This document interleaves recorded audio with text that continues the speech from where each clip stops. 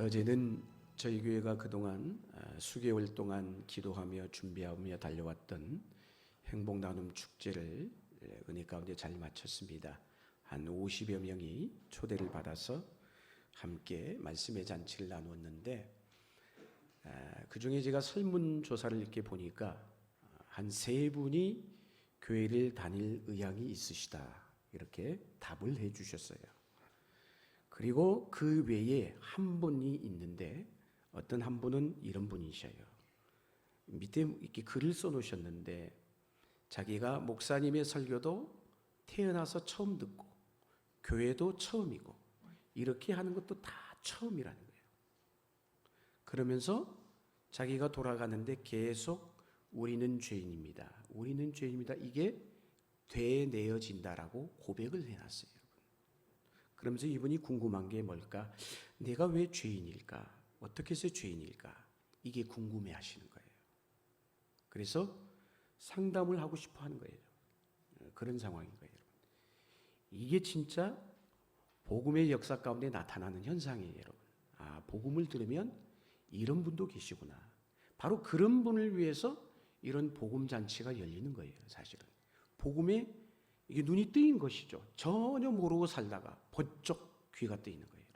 뭐지? 그런 분은 잘 이렇게 복음으로 인도해서 이끄면 그분은 바로 하나님의 자녀가 되는 은혜가 있는 것이죠.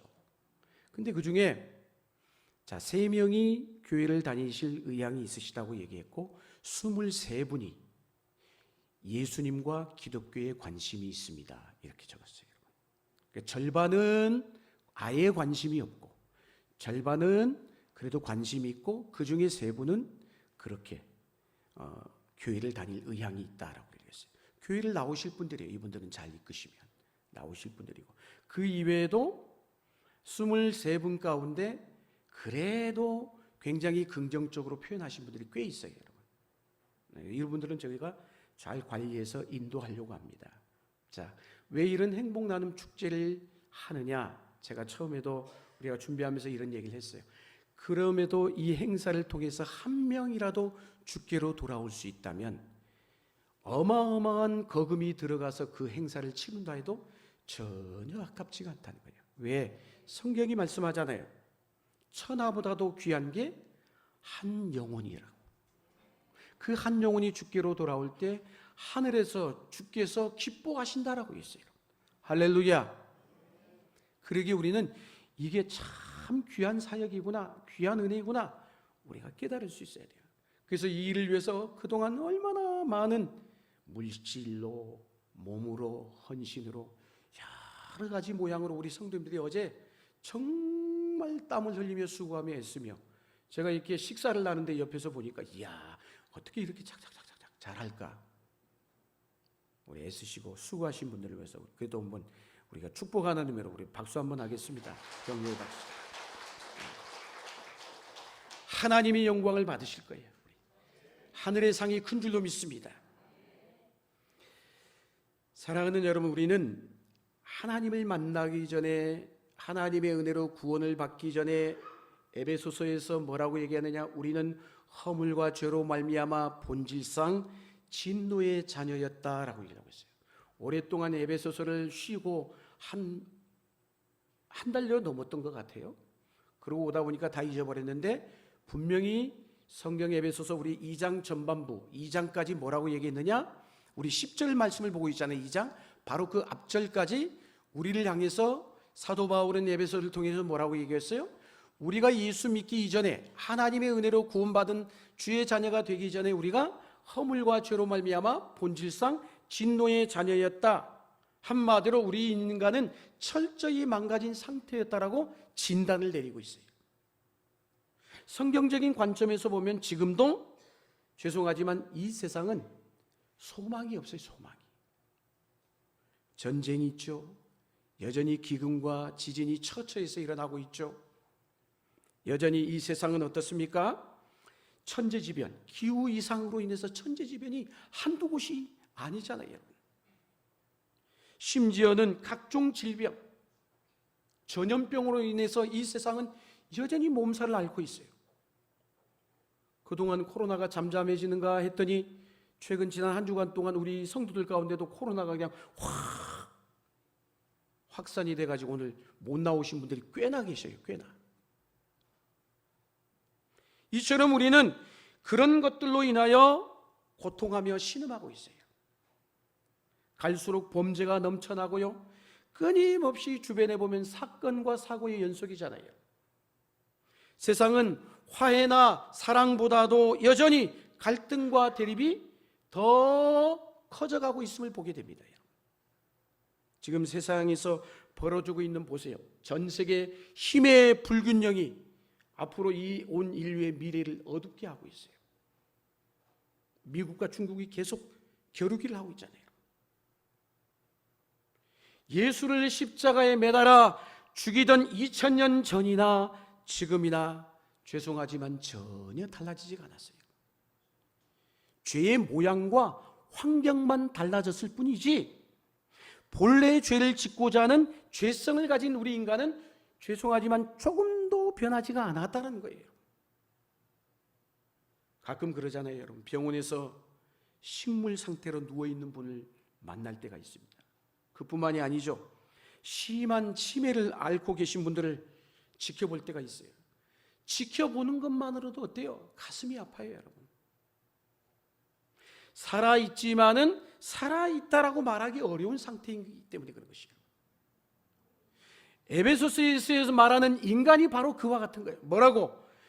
죄송하지만 그 상태보다 훨씬 더 심각하다라고 이야기하고 있어요. 허물과 죄로 죽었던 너희다, 이렇게 평가하고 있는 거예요. 여러분, 무슨 얘기예요? 죽어가고 있는 것이 아니라 영적으로 이미 죽었다, 이렇게 얘기하고 있는 것이죠. 여러분, 쉽게 얘기하면 상황 종료예요. 상황 끝이란 말이에요. 어떤 변화도 기대도 할 수가 없는 것이죠. 생명력을 기대할 수 없는 완전히 죽어있는 소멸된 상태다, 이렇게 이야기하고 있는 것입니다. 여러분, 우리 기독교에 있어서 가장 중요한 신앙 중에 하나가 뭐예요? 부활신앙이잖아요. 부활의 의미가 우리 신앙에 엄청난 큰 의미를 가지고 있잖아요. 여러분, 하나님이 부활의 능력으로 왜? 이미 죽은 자를 살려주셨기 때문인 것이에요. 사망의 권세를 우리에게서 완전히 걷어내셨다는 거예요. 그래서 허물과 죄로 말미암아 죽었던 우리 인간을 다시 살려내시는 예수 그리스도의 십자가, 그리고 그분의 부활은 죄송하지만 인류의 역사에 있어서 최고의 복음 중의 복음인 것이에요. 여러분, 세상 어느 곳에서 죽은 자를 살려내는 일이 찾아볼 수 있겠어요? 구원은 단순히 물에 빠진 사람을, 허우적거린 사람을 건져내는 정도가 아니에요. 그 정도로 얘기하고 있는 게 아니에요. 여러분 생각해 보세요. 겨우 살려냈는데 생기가 없어, 핏기가 없어.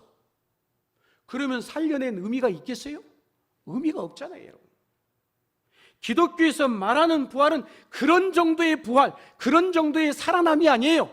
새로운 창조를 얘기하는 것이에요. 에베소서 5장, 우리 2장 앞절이죠. 5절 6절 말씀 우리 같이 한번 읽어보겠습니다. 뭐라고 말하는지 시작.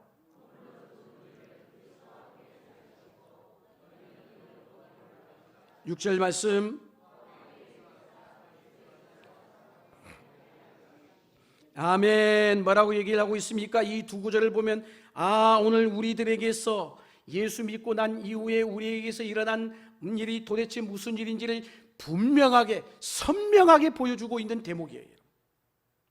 그리스도께서 그리스도와 함께 우리를 살리셨고, 그리스도와 함께 일으키셨고, 그리스도와 함께 하나님 우편에 앉히셨다라고 얘기하고 있어요. 살리다, 일으키다, 앉히다, 우리는 이 세 가지 동사를 주목해야 돼요. 그리스도의 부활과 승천과 보좌에 앉으심을 우리의 머릿속에 각인시키고 있는 말씀인 것이에요. 여러분, 이 말씀을 읽으면서 무슨 연상되어지는 게 없어요? 늘 우리는 매 주일마다 고백하는 사도신경이 있죠. 신앙 고백이 있죠. 신앙 고백 가운데 이런 대목이 있어요. 한번 읽겠습니다. 같이 한번 읽겠습니다. 시작.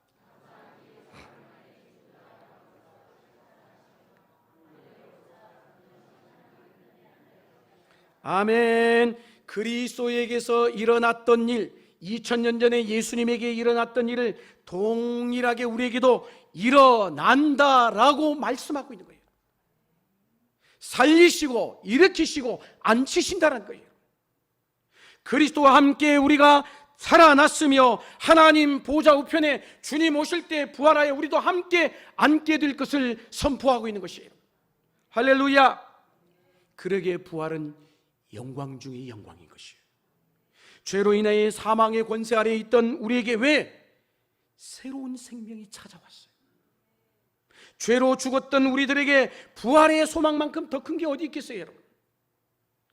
하나님은 살아계신 분이십니다.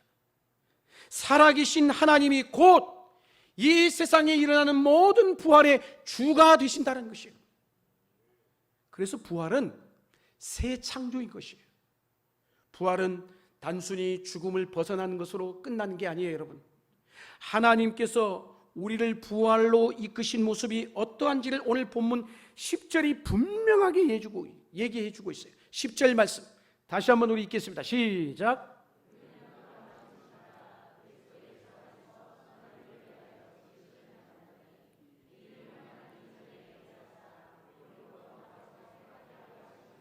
아멘. 본래 하나님은요, 우리 인간을 어떻게 만드셨어요? 하나님의 형상을 따라 당신의 최고의 작품으로 만드셨어요.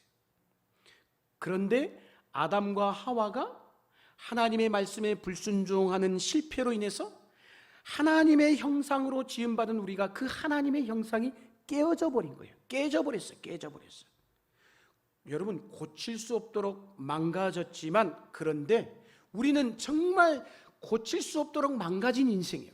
그랬지만 하나님의 은혜로 그리스도 안에서 그분의 십자가의 보혈과 능력과 부활의 능력으로 우리를 다시 그리스도 안에서 완전히 새롭게 창조해 주셨다는 것이에요. 그래서 오늘 사도 바울은 오늘 2장 10절에서 뭐라고요? 하나님이 지으심을 받았다라고 했어요. 뭐라고요? 우리는 그의 지으심 바다라고 했어요. 만드신 바다라고 했어요.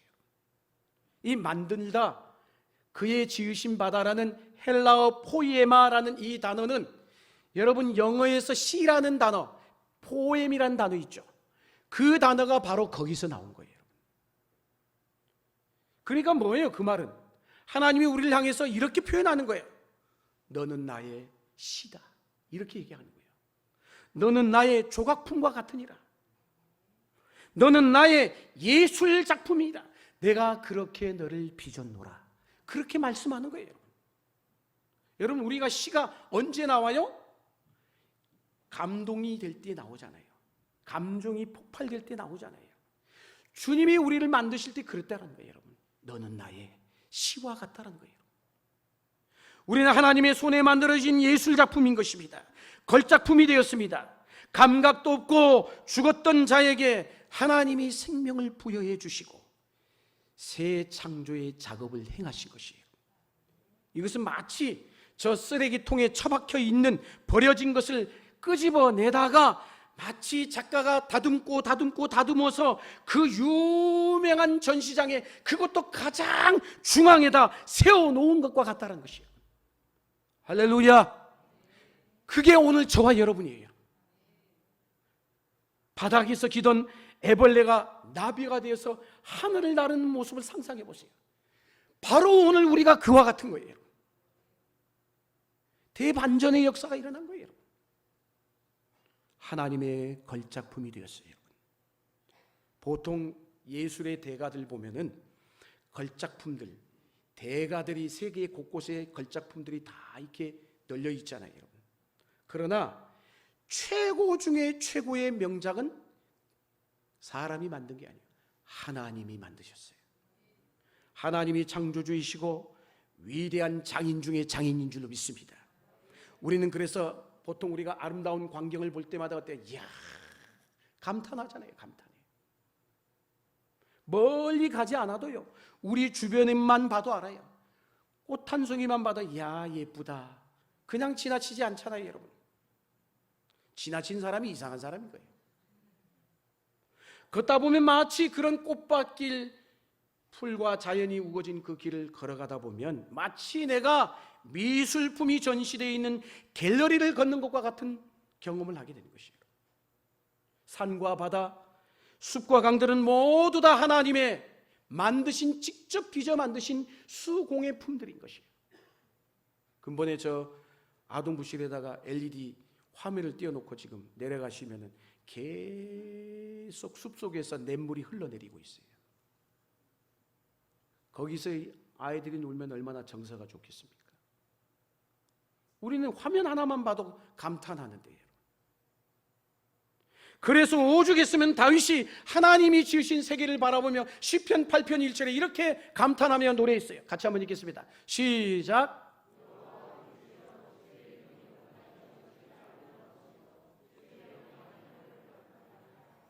아멘, 아멘. 모든 것이 하나님의 손길이 닿지 않은 것이 없어요. 여러분. 꽃과 하늘의 새와 바다의 물고기를 보면 물고기만 봐도 이렇게 물속에 야 이렇게 하잖아요. 여러분. 탄성이 나와요. 과일을 먹을 때 마찬가지예요. 하나님의 창조 솜씨에 어떻게 이렇게 만들 수 있을까? 어떻게 과일에서 이게 씨가 나오게 할 수 있을까? 감동이 일어나죠. 그 씨를 뿌리면 또 다른 열매가 나잖아요. 모든 이처럼 이 세상의 아름다운 것들은 하나님의 아름다움을 비춰주고 있는 거예요. 반사하고 있는 거예요. 여러분. 하나님의 예술의 혼이 이 세상 모든 피조물 가운데 혼이 들어있는 것이에요. 그러나 그 어떤 것보다 그럼에도 불구하고 아름답고 영광스러운 것이 뭐냐? 바로 오늘 우리 인간인 거예요. 사람이에요, 사람. 여러분, 이제 태어난 아이 얼마나 경이롭습니까? 여러분. 어떻게 눈도 딱 2개, 입이랑 코랑 어떻게 이목구비가 그렇게 뚜렷하게 하나하나가 뜯어놓고 보면 작품이죠. 여러분. 그렇잖아요. 여러분. 아주 작은 아이인데 세상에 사물을 바라보면서 인지하고 반사하는 능력, 보면서 까르르 웃는 모습 보세요. 여러분. 모든 것이 어떻게 그렇게 머리에 입력이 시작이 되고 우리가 매일 컴퓨터 책상 앞에 있지만은 컴퓨터와는 비교할 수 없을 정도로 뇌의 기능이 발달되어 있는지.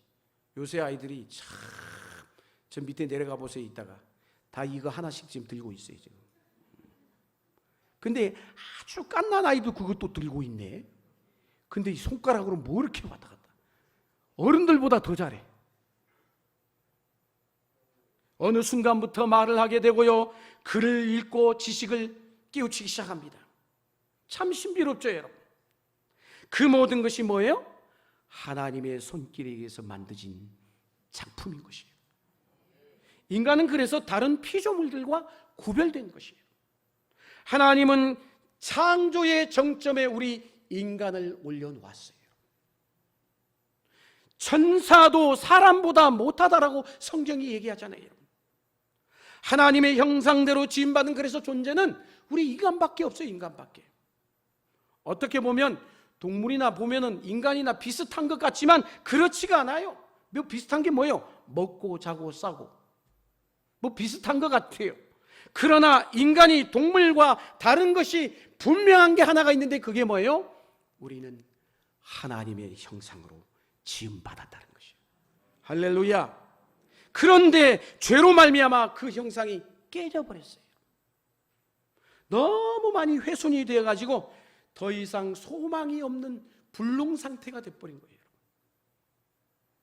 여러분, 죄라는 것은 이처럼 아름다운 것을 축축한 것으로 바꿔놓습니다. 보기만 해도 소름 돋는 것들이 있잖아요. 소름 돋는 것들. 그거는 하나님으로부터 온 게 아니에요. 여러분. 타락한 인간은 짐승과 같은 존재로 전락해버렸어요. 우리 흔히 하는 얘기도 있잖아요. 동물 같은 행동들을 하면 어휴 저 짐승 그럴 때가 있잖아요. 인간의 존엄성이 깨어져 버렸어요. 죄의 종노릇하고 마귀의 수하에 놀아나는 존재로 전락해버린 것이에요. 그러니 그 만든 존재의 가치가 사라지고 마는 것이죠, 여러분. 우리가 복음을 만나기 전에 우리 인간은 바로 그런 존재였어요. 무가치한 존재. 자신을 쉽게 비하하고요, 짐승같이 행동했어요. 겉으로는 멀쩡해 보이는데 죄 지을 만한 환경에 가면 어떻게 그렇게 죄의 인간의 본성이 드러나는지. 사람이 이상하게 변합니다. 그런 데 가면. 진화론적인 인간과도 마찬가지예요, 여러분. 우연히 태어난 존재래요. 목적도 없고. 그런 사람은 어떻게 되겠어요? 당연히 목적도 없고 인생을 사는데 그냥 대충 살다 가는 거예요, 여러분. 이것이 바로 허물과 죄로 말미암아 죽었던 인간이다. 사도 바울은 그렇게 말씀하고 있는 거예요. 그게 그 모습이에요, 여러분. 그런데 그 가운데 오늘 저와 여러분 가운데 그런 인생이었는데 하나님의 은혜가 임한 것이에요. 우리를 다시 살려주었고 우리를 구원해 주셨어요. 할렐루야. 죽음보다 더 강한 새로운 예수의 생명이 나를 그 죄악을 밀고 뚫고 내 안에 들어오신 것이에요. 이전에는 죽음의 힘이 지배하고 모든 피조물의 썩어짐의 종로로 타던 자였는데, 그런데 이제는 그리스도께서 십자가에 죽으시고 부활하심으로 새 생명의 역사가 시작이 된 거예요. 죽음으로 인한 슬픔과 좌절과 절망, 그 아픔이 떠나가고 우리 가운데 생명의 소망과 행복이 찾아왔다는 거예요. 예수의 생명이 사망을 집어삼켜버린 거예요, 여러분. 믿으십니까? 대반전이 일어난 거예요, 여러분. 드디어 아름다운 작품이 재창조된 것이에요. 그게 오늘 저와 여러분이라는 거예요. 할렐루야. 대충 개선된 정도가 아니에요. 물건이 고장나면 우리가 AS 센터에 가서 수리를 맡기잖아요. 그래서 고쳐서 오잖아요. 우리는 그 정도가 아니라는 거예요. 새로운 피조물. 그래서 고린도후서 5장 17절에 뭐라고 합니까? 그런즉, 같이 한번 읽겠습니다. 시작.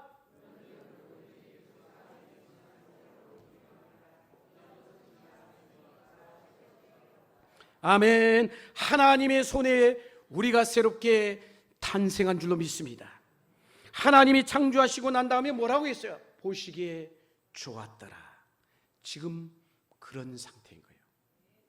우리를 죽음에서 건져내셨을 뿐만 아니라 걸작품으로 만드셨다는 것이에요. 그러게 우리는 이제 자신을 대하는 태도가 바뀌어야 되고 달라져야 되는 것이에요. 오늘 많은 사람이 자신을 스스로 경멸하고 무시하고 저주하며 살아갑니다. 자신에 대해 왜곡합니다. 나는 왜 이럴까? 나는 왜 맨날 이 모양일까? 나는 하는 것마다 왜 이렇게 죽을 쓸까? 나는 왜 저 사람하고 늘 비교하면서 자신의 열등감 가운데서 헤어나지 못해? 자기 자신을 제대로 보는 눈이 없는 거예요.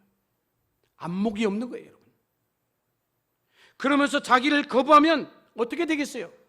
그 사람은 살 길이 없는 거예요. 그러니까 목숨을 끊는 거예요, 그런 사람이.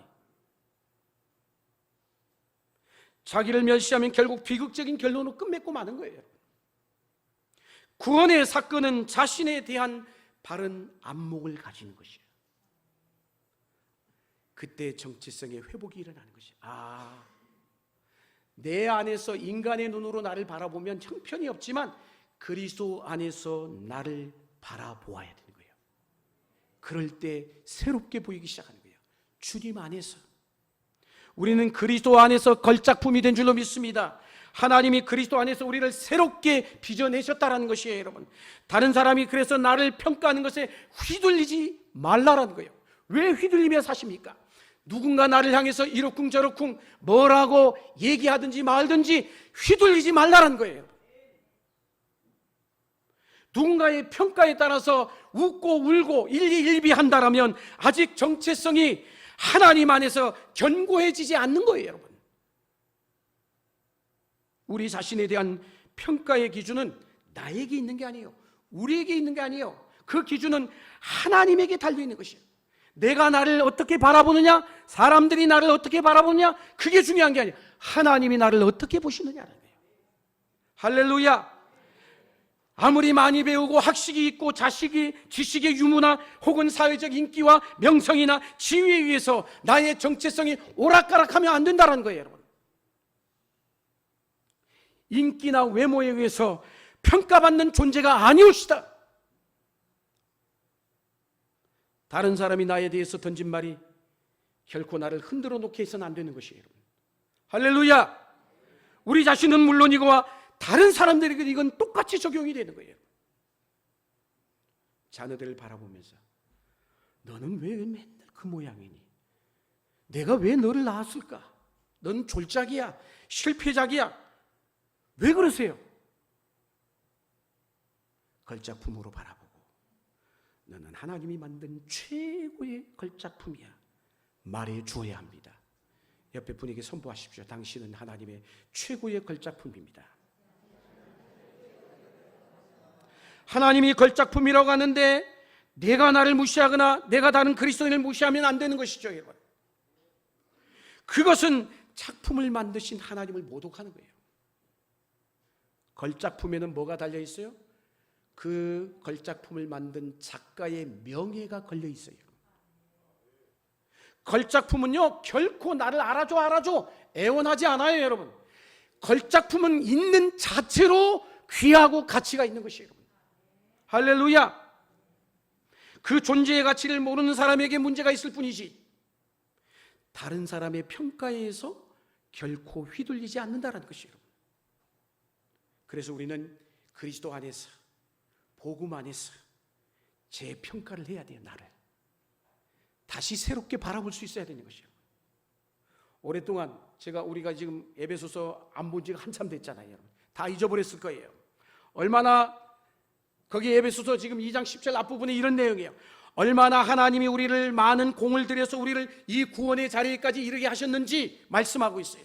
어떻게? 소망이 없던 우리를 하나님이 창세전부터 예비하시고 계획하시고 하나님의 그 놀라우신 크신 사랑으로 긍휼하심에 풍성하심으로 은혜로 우리를 구원하여 주시고 당신의 자녀로 불러주셨다라고 말씀하고 있어요.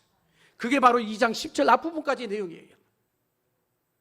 그러기에 우리는 우리의 존재 가치가 우리에게서 나오는 것이 아니라 어디서부터 오는 거예요? 하나님으로부터 오는 것이에요.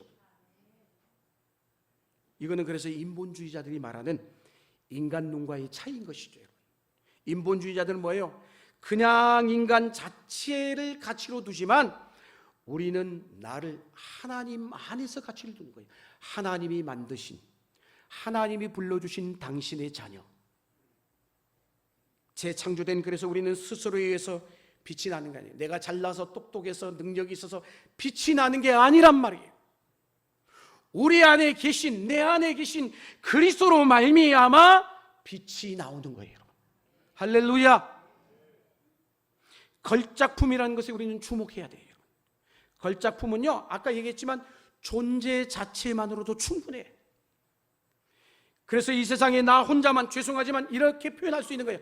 죄송하지만 이 세상에 온 인류 가운데 딱 나 혼자만 있다고 할지라도 하나님께서는 당신의 아들을 십자가에 못 박혀 죽게 하실 만큼 나를 그렇게 귀한 존재로 다루신다는 것이에요. 할렐루야. 하나님이 우리 한 사람 한 사람을 얼마나 귀중히 여기시는가를 우리는 어디서? 십자가를 통해서 확인할 수가 있어요. 예수님이 공생애를 시작하시기 전에 세례 요한에게 오셔서 세례 요한에게 세례를 받죠. 세례를 베풀자 세례를 받고 올라오실 때 하늘이 문이 열리고 하늘에서 음성이 나서 이르되 뭐라고 얘기합니까? 저기 나와 있죠. 이는 내 사랑하는 아들이요 내 기뻐하는 자라. 이 말씀은 예수님에게 선포된 말씀이지만 이 말씀은 뛰어넘어서 여러분 오늘 한 사람 한 사람 이 세상 모든 사람을 향해서 하신 말씀이에요. 이는 내 사랑하는 아들이요 딸이요 내 기뻐하는 자라. 할렐루야. 할렐루야. 뿐만이 아니라 그래서 그런 귀한 존재에게 당신의 아들을, 사랑하는 아들을 내어주시기까지 했다는 거예요. 그래서 로마서 8장에서 뭐라고 얘기합니까? 32절 말씀이에요. 같이 한번 읽겠습니다. 시작.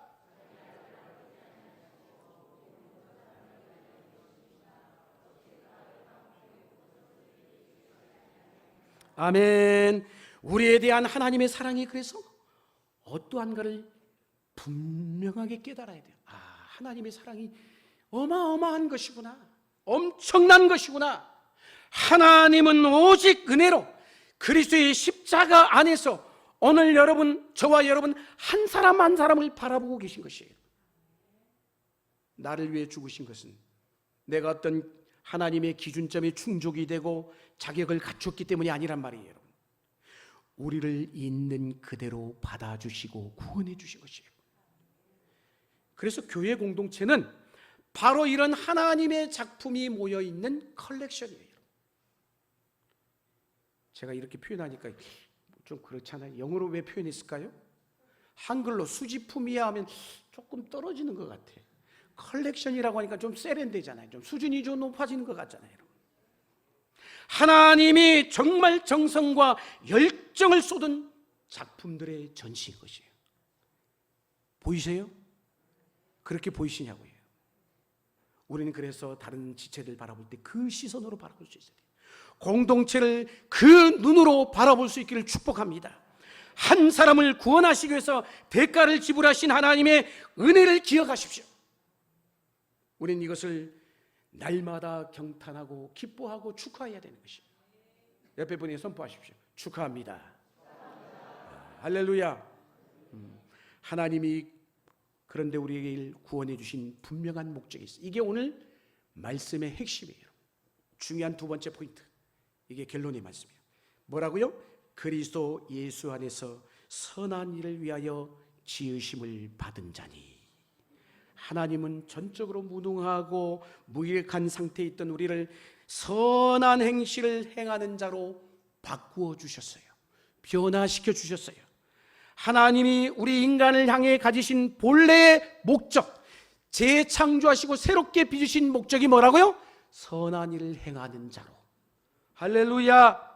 우리 모두는 그래서 이 땅을 살되 그냥 살다가 가는 인생이 되면 안 되는 것이에요. 그리스도 안에서 선한 일을 위하여 지으심을 받은 자이기 때문에. 선한 일이 구원의 조건은 아니에요. 그렇다고 우리는 행위로 구원받지 않았어요. 그러나 구원받은 백성이라면 오늘 이 말씀처럼 선한 일을 하도록 지음받았구나 아셔야 되는 거예요. 그리고 그 선한 일 자체가 목적이 아니고 선한 일을 통하여 오직 하나님께 영광을 돌리기 위함인 것이에요. 사랑하는 여러분, 고장난 사람이 고장난 사람을 고칠 수 있어요? 고칠 수 없어요. 여러분, 그렇잖아요. 여러분, 병든 사람이 여러분 다른 사람을 도와줄 수 있겠어요? 어렵잖아요. 여러분, 회복된 사람이 세상 속에서 회복의 사명을 감당할 수 있는 것이에요. 정말 형편없던 자, 멸망받을 수밖에 없던 자, 허물과 죄로 말미암아 죽을 수밖에 없었던 우리를 그리스도 예수의 십자가의 능력과 부활의 능력으로 다시 우리를 새롭게 빚으셔서 잃어버렸던 하나님의 영상을 회복시켜 주심으로 각자의 삶의 현장에서 그 회복의 사명을 감당하라는 것이에요. 할렐루야. 하나님과 화목된 사람이 다른 사람과 화목을 이룰 수가 있는 것이에요. 하나님은 이 일을 위하여 우리를 예전부터 예비하셨다고 말씀하고 있어요. 하나님의 백성들이 선한 일을 하도록 우리 안에 선한 생각과 선한 소원을 불어넣어 주신 것이에요. 그런 면에서 구원받은 백성들의 삶은 역동적이어야 돼요. 가만히 있으면 안 돼요. 사랑하는 여러분, 걸작품은 어때요? 숨겨두지 않잖아요. 저 구석에다 처박아둬요? 아니죠. 그래서 만든 게 아니잖아요. 많은 사람이 볼 때 그 작가에게 영광이 돌아가는 것처럼 우리도 세상 속의 걸작품으로 드러나야 되는 것이에요. 왜 숨어 사십니까? 우리가 드러날수록 우리 하나님이 드러나는 줄로 믿습니다. 그래서 마태복음 산상수훈에 예수님께서 5장 14절에서 16절에 이렇게 말씀했어요. 같이 한번 읽겠습니다. 시작. 15절.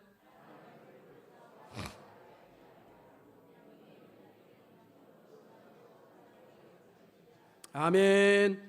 우리 스스로가 우리 빛의 광채를 드러낼 수 있어요, 없어요? 없어요. 그리스도로부터 그 빛을 반사를 받아야 빛을 비춰낼 수가 있어요. 신약의 교회는, 이 시대의 교회는 매우 역동적이에요. 교회는 그래서 세상 안으로 들어가 적극적으로 뭘 행해야 돼요? 선을 행해야 돼요. 선한 일 자체가 목적이 아니란 말이에요. 선한 일을 통해서 궁극적으로 누구에게? 하나님에게 영광이 돌려져야 되는 것이에요. 우리의 삶과 우리 인격을 통해서 그분이 영광을 받으셔야 되는 것이에요. 그래서 사도행전에 보면 신약의 교회가 어땠다라고 있어요. 한번 읽겠습니다. 시작. 하나님을 찬미하며 또 온 백성에게 칭송을 받으니 주께서 구원받는 사람을 날마다 더하게 하시니라. 아멘. 온 백성이 칭송을 받았다고 했어요.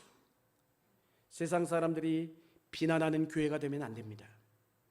우리끼리 자화자찬하면 안 되는 것이에요.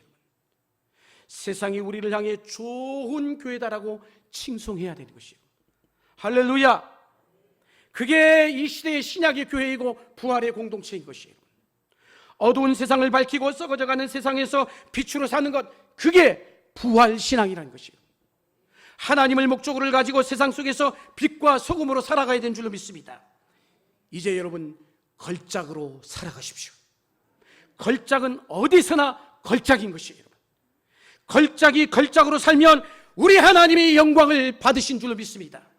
우리는 걸작품이지만 아직 미완성이요, 완성이 아니란 말이에요. 부활의 날을 바라보며 완성될 날을 바라보며 조금씩 지어져 가고 있는 것이에요. 우리의 목표는 그리스도를 닮는 거예요. 우리 스스로 변화가 일어나는 것이 아니라 하나님이 우리 가운데 역사하실 때, 행하실 때 일어나는 것이에요. 구원의 완성을 이루시는 그날까지 하나님은 지금도 쉬지 않고 일하시고 우리를 걸작품으로 완성해 가고 계시다는 거예요. 조각이 무엇인지에 대한 묻는 베르톨도의 질문에 유명한 조각가인 미켈란젤로가 이렇게 얘기했어요. 한번 읽겠습니다. 시작.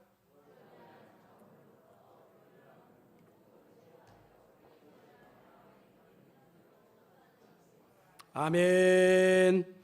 하나님이 우리의 영혼을 다듬어 가십니다. 우리가 예수를 믿고 있지만 여전히 우리 안에는 연약한 부분이 많아요. 다듬어야 될 부분이 한두 개가 아니에요, 여러분. 우리는 그래서 그 모든 부분들을 기질대로 살고자 하는 성향도 강하고요. 하나님의 말씀으로 우리를 다듬어 가실 때 때로는 고난을 통해서 끌로 정교하게 또 다듬으실 때가 있어요. 아주 못되게 구는 사람을 통해서 우리를 또한 다듬어 가시기도 하십니다. 그 사람을 붙이셔서 하나님은 우리 인생의 모든 상황을 사용하셔서 하나님의 형상으로 지음받은 존재로 빚어가신다는 것이에요. 지금도 지금 만들어가고 계신 것이에요. 사랑하는 여러분, 우리의 변화가 우리 자신에게 맡겨져 있다면 불가능하겠죠. 그렇지만 하나님의 의지와 열심에 의해서 지금 그러게 돼가고 있는 거예요. 언젠가 우리를 완성된 걸작품으로 역사의 마지막 날 주님 앞에 서게 하실 줄로 믿습니다. 우리가 하나님의 예술작품이요 그분의 시라는 것을 잊지 마십시오. 부활은 새로운 창조인 것입니다. 하나님은 지금도 우리를 통해 당신의 영광을 드러내기를 원하십니다. 하나님은 오늘 우리에게 말씀하십니다. 보라, 내가 너를 위대한 완성된 걸작품으로 만들고야 말겠다. 그리고 내가 너로 인하여 기뻐하리라. 이 기대와 소망으로 충만할 수 있기를 주의 이름으로 간절히 축원합니다.